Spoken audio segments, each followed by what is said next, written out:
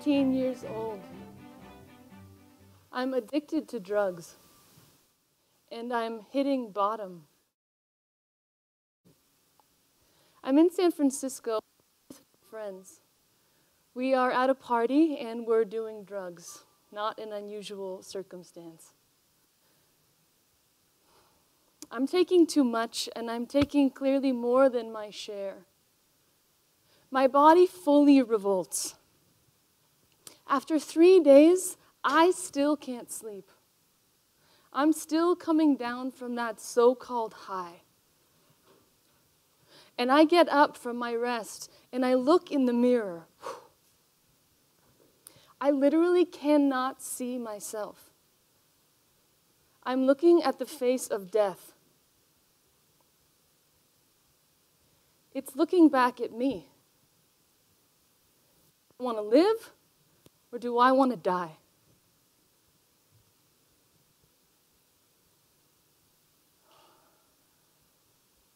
In that moment, I'm so grateful to say that the decision came easy. I want to live. I want to cooperate with life. And I had to make a lot of changes. I stopped doing drugs. I stopped going to the parties. I am starting to care more, not only for myself, but for people, the world, for the environment, whatever that was. I'm recycling and picking up trash.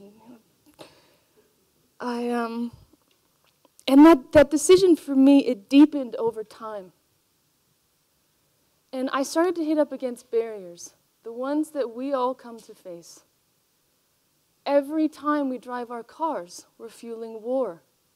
The clothes that we wear, the jewelry that we wear, so much of what we need for our simple, beautiful, and maybe challenging daily lives requires or causes harm somewhere in the world.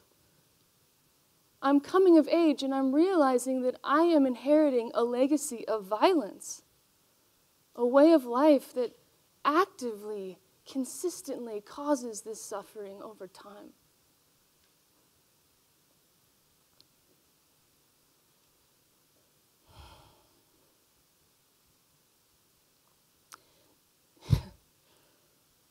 That's something to come of age with. I do not want to pass this legacy on to the future generations. Now, when I faced my death, when I looked my own death in the face and it looked back at me, I made a decision. I made my first inner decision to choose life. But it became quickly apparent that I could not cooperate fully with life until we all do. And that I can't be at peace, no matter how well I treat myself, no matter how much therapy I go to, no matter what I do, until my daily acts no longer cause someone else's suffering.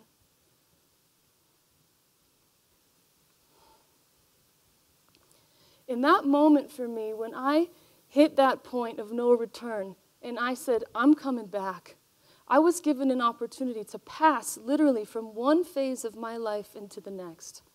And I did. I made that passage. For me, it was an initiation.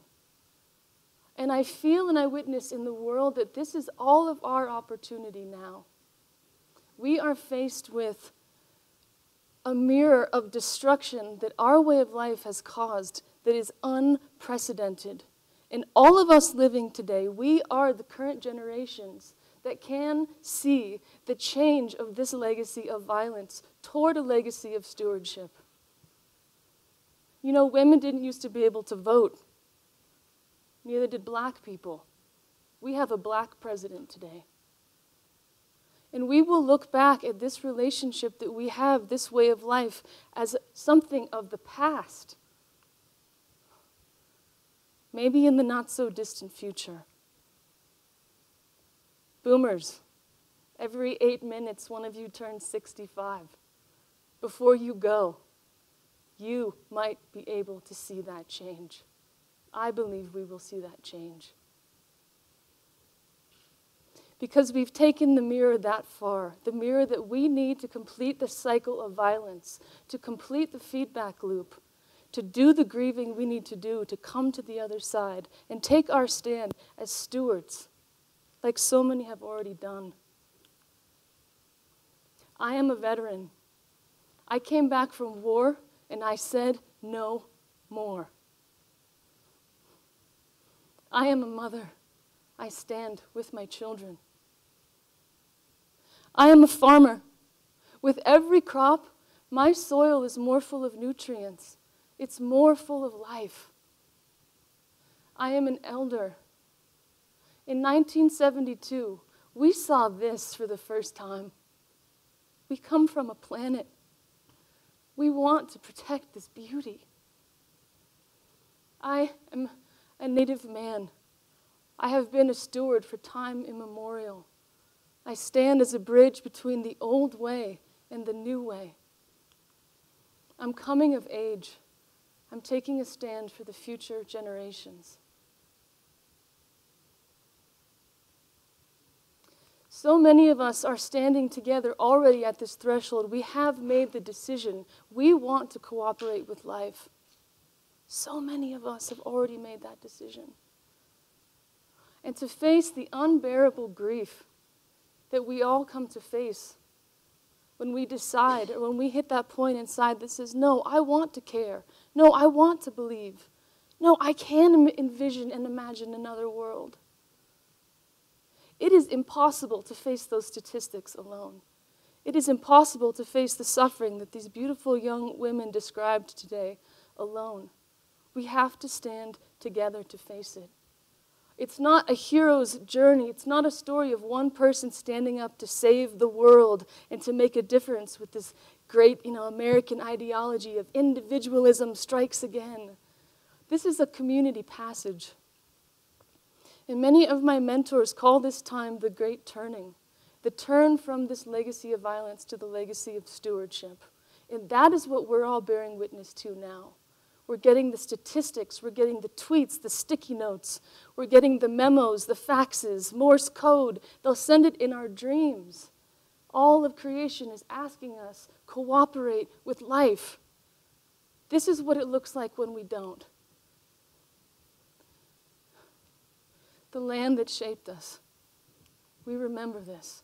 Land that shaped us. What made us who we are. The free-flowing rivers.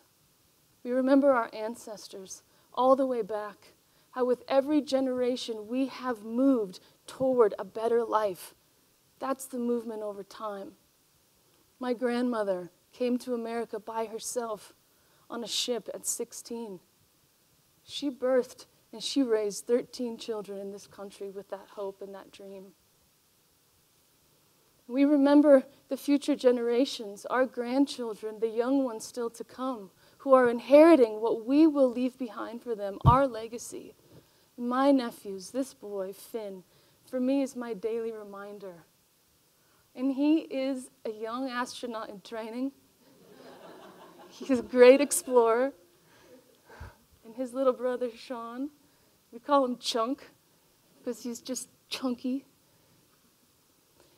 And as they come of age, they need all of us to stand with them to face this grief.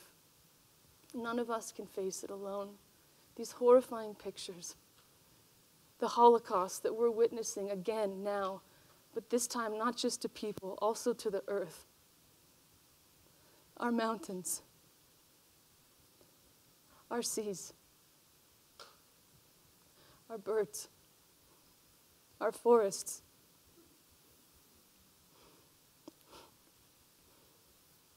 our way of life connected to the minds, to the suffering, our cars.